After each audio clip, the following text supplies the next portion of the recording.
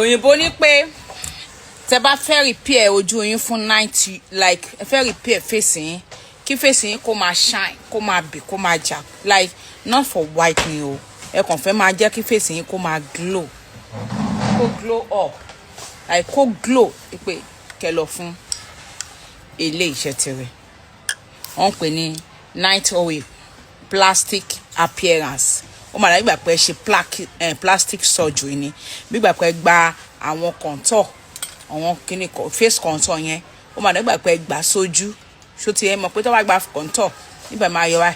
níbẹ̀ máa yọ wáyé níbẹ̀ máa ṣe bákan ẹ mọ̀ pé àwọn tó máa ń gbà ó máa ní bí face wọn ṣe máa rí tó máa ń fine dáadáa so